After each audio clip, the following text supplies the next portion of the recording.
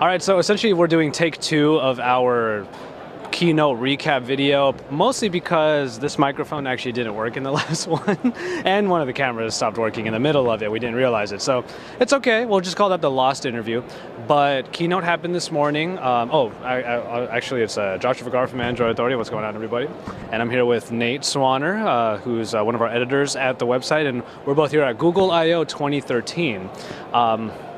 It's probably good that we're doing this second take because this morning Keynote happened, but most of the updates that they were talking about have been released by now, and we've gotten a little bit of time with those applications to sort of see what we thought about them. But why don't we just kind of recap a little bit of what Keynote was all about? We're going to be passing this mic back and forth, so. All right, here we go, Nate. To start with, we have Android. Android had some very interesting new things come out. The Galaxy S4, I guess we can call it a Google edition. It's a S4 pure Android, which is a 5-inch pure Android device. That's pretty cool. One thing that Josh and I talked about earlier was, is it going to be able to take advantage of all of the S4's kind of features, like the sensors and the Retina recognition thing. The other thing that came was Google Play Music. Google Play Music got a big upgrade, and there's also a streaming service, as well as Google Play Games, which is an online multiplayer thing, and it is so far amazing. One of the cool things about Play Music is that subscription service. We were talking about this earlier in the Lost interview, about how we weren't sure if a subscription service done by Google would have the same kind of library that, say, Spotify does. I like what Google Play Music is doing with the design now. It looks really awesome. Having the immediate radio stations is really nice, and the fact that there are unlimited skips and you can sort of swipe over and see what the next song is a nice way of kind of looking through. Also, you can even see all the songs that are coming up in your radio for the next, however, say 20 tracks or something like that. Overall, Google Play Music is, I think, a nice upgrade, but we weren't sure, rather, why they downplayed the subscription so much. It's kind of a big deal that they have a subscription service, which would potentially mean that Google's going to try to get the biggest possible library. They were already saying they have millions of songs, so we'll see where that goes. Gaming, yes, you were talking about gaming. Multiplayer gaming is going to be even better. There's a nice multiplayer game that we're probably going to try playing out a little bit, maybe tomorrow. But achievements, having saved games across all devices, that's really great. What also came up as far as the apps go was the Hangouts application, which replaced the Talk application. And essentially what it is the best iteration of Google Talk that you've ever seen. Best integrated with Google Plus and whatnot. You had a little bit more time with it, mostly because I couldn't get it to work on my device. So why don't you tell us a little bit about Hangouts? Hangouts is really kind of a Google Talk upgrade, like Josh said. It's really pretty. It looks really great on mobile as well as in Google+. I did notice in Gmail, it didn't look any different. So I don't know if Gmail has actually got the integration yet. Obviously Google+ does, and it looks fantastic. It works really well. It's a lot easier to do things than the way it was. So it's a welcome upgrade and very impressive. Google Plus got a big upgrade. In terms of all the Google services, Google Plus probably had the biggest upgrade. Your entire stream, as you probably know if you're on Google Plus, looks very different.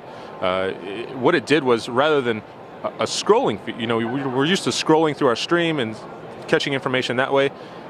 Google Plus now auto hashtags things for you.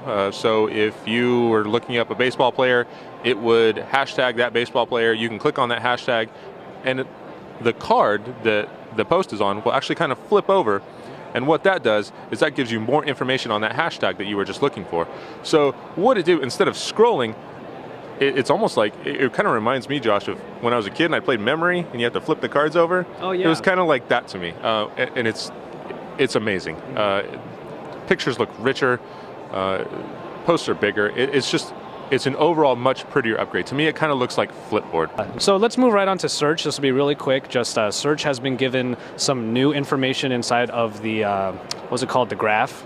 and Knowledge graph. the knowledge graph, there you go. A little bit more information in there, so you get a lot more info from just one search on the side. But the big one is the integrated search, voice search, that is, for desktop computers, or laptops, that is. And then finally, we have Maps. Maps that's the wrong word, because Maps upgrade is not going to happen until maybe summer. We're not too sure exactly when, but you can preview the new Maps application if you follow the link that they gave in the keynote. Maps was given a big overhaul. Now it looks even cleaner, and it's more made for the user based upon not just where they've gone before, but where their friends have gone. Now Maps is full screen. The search bar is kind of a floating on the top left, and when you type something in, you get kind of drop-down cards like we're used to with Google Now. That's where it becomes really, really kind of cool, because when you type something in, like we were playing with it, I typed in tacos. Why not? I typed in tacos, and it gave me a whole list of taco places here. The coolest part, obviously, if you go see in the keynote video that I'm showing right now, was that when you zoom all the way out, you can't just keep zooming, you do have to click Earth. Well, at least that's what we had to do. But once you click on Earth and you go all the way out, it gives you a real-time look at Earth right now. Maybe not necessarily the way Earth, like, it's not going to be to a T, but we were told the clouds are in sync, they're real-time, different weather patterns, stuff like that. You can actually see that. Zoom back far enough, you actually get to see constellations in the sky. You get to see the sun. The Earth is illuminated via the point of the sun, and it's incredible. It's a great look. Google made a really good point. Some people may not ever get to see, say, the bottom of the ocean or the archipelagos or all these crazy places all around the world. That's what Google Earth is here for. If they're not able to see those places, they can at least get a glimpse, a taste of it.